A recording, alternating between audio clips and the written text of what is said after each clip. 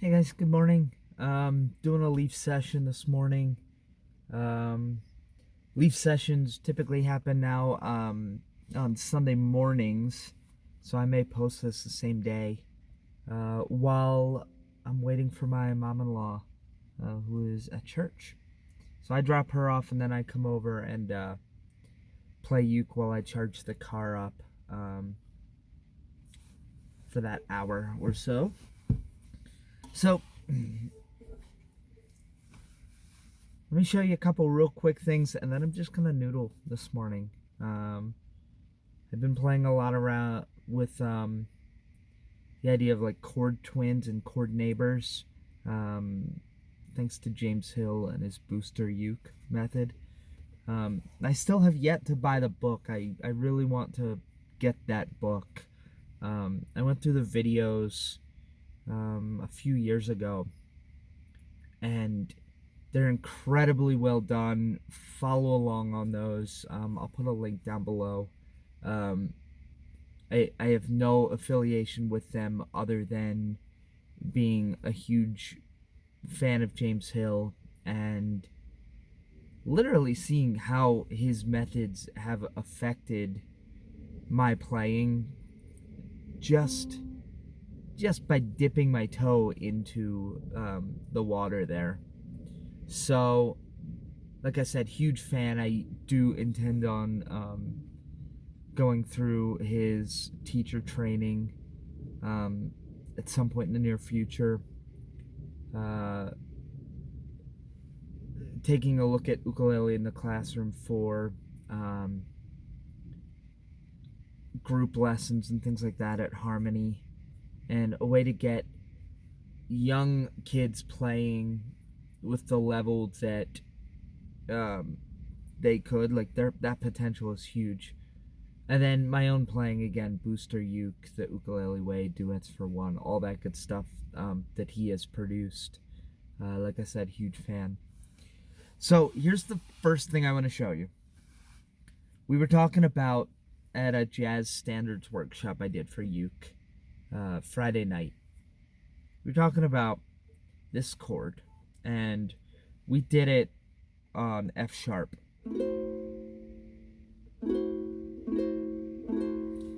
So, what is that?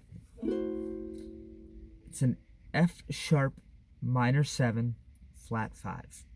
So, F sharp minor 7 flat 5. Let me show you an easy way to figure out what it is. So here's a regular F sharp minor 7. It's pretty. I'll show you an even easier way. Let's go down to this guy. So I mentioned James Hill. This is his favorite chord on the ukulele. It's a G6, but it also has 3 other names. One of them is an E minor 7. Now, when we're talking about that,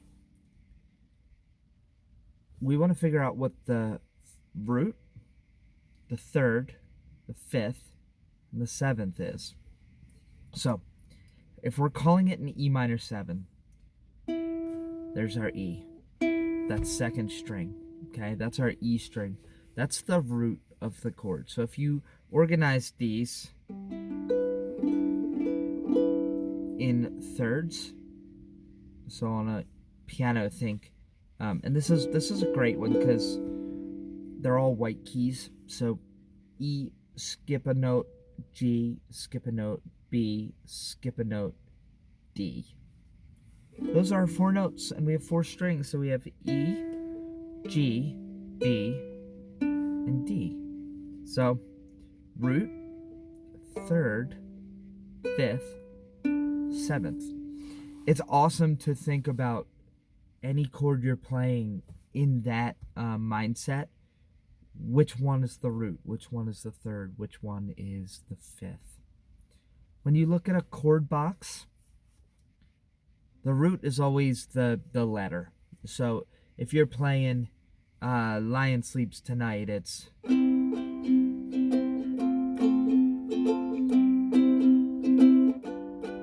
So you would see C. So C is the root, F is the root, C is the root again.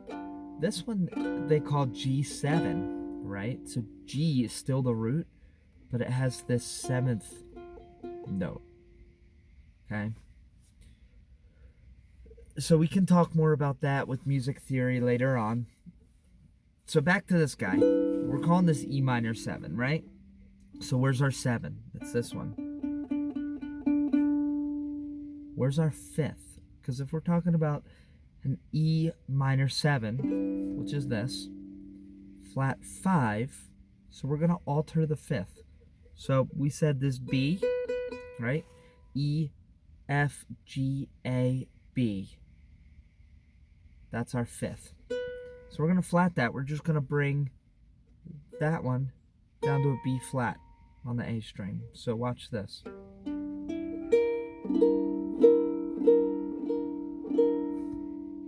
There it is. Now, another way to get to this, play an F shape. So here's thinking about those chord twins. Just play an F. So A, C, F, open A. And then hop those fingers just over a string. And there it is. So, this is an F chord, but this is an E minor 7, flat 5. So to get to that, to do the bar, instead of using 1 and 2, we'll use our ring finger and middle finger. Now our first finger's free to do that kind of invisible bar. There's an F, minor 7, flat 5. And there's our F sharp. Now, why is this one important? It sounds cool. That's why. I'm just kidding. This is, so in jazz, if you think about 2-5-1, that's the most important chord progression ever for jazz music and a lot of stuff, honestly. So think of this as a 2 chord. So it's the minor 2 of F sharp. So let's go down. What's the 1 chord? It could be either E major or E minor, if it's a major 2-5-1 or a minor 2-5-1. Okay? So you're not going to see it often just go from 2 to 1. You're going to see it get to that 5 chord first. So let's figure out the 5 chord. We can either figure it out from E, which is the best way to do it. E, F, and there should be an F sharp, a G sharp, an A, and a B if we're thinking in the key. So E, F sharp, G sharp, A, B. So B is that 5. So what's a you could do just a B major chord, which is like that C or that B flat, just right in the middle. Or we can do the B7. So we have this shape, this stepped, right? And I just bar all the way across there because where's our root? This is a B note, and I have a low G, but it doesn't matter. So G, A, B.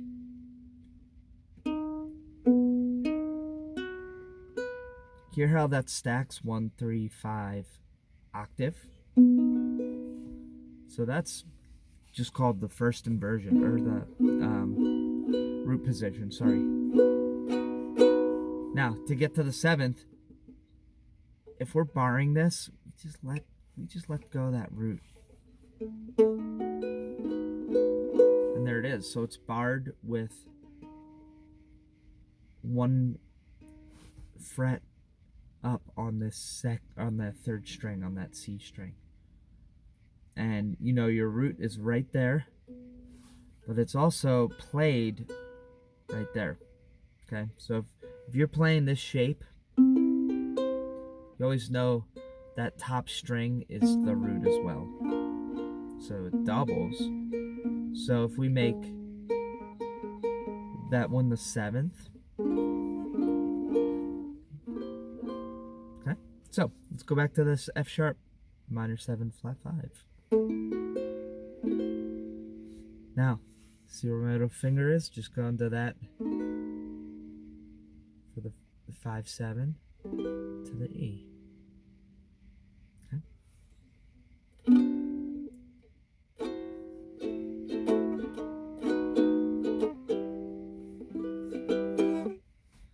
And if you learn Autumn Leaves, that comes up. That's the first time I've personally seen that F sharp minor 7 flat 5. And there it is. So I hope you enjoyed that. I'm gonna kind of switch gears and noodle. I totally understand if you flip off to a different video at this point, but if you stick around and you hear something that you liked while I'm noodling, just let me know. Like, comment the timestamp, or you know, describe it in a way that makes sense to you. That may inspire some new songs that'll be coming up. And as always, if either part, the first part or the second part, were helpful, please like this video. Please subscribe to my channel. Hit that bell notification if you never want to miss one of my videos. I typically post on Sundays, with bonus ones midweek when I have something especially interesting, like a live set that I've done or something like that. That's kind of cool. Follow along. So I'm gonna just kind of noodle and see what happens.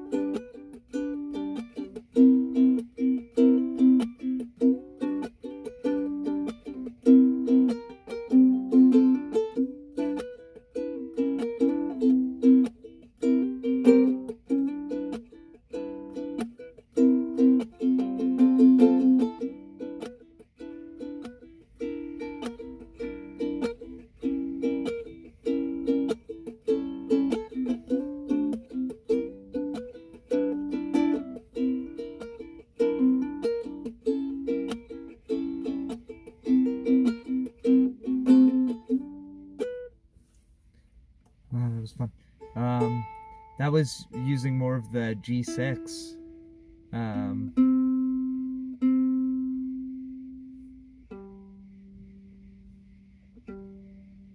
then the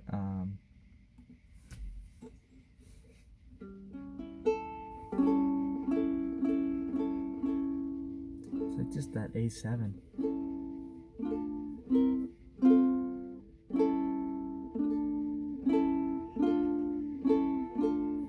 I don't know, because I was doing A to C7.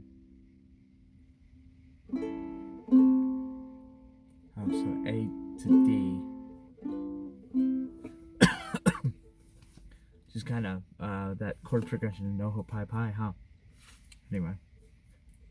And also, somewhere down on my channel, I have this song called I Told You There'd Be Balloons, which is very kind of circus feel. And that was with these chord twins. Like,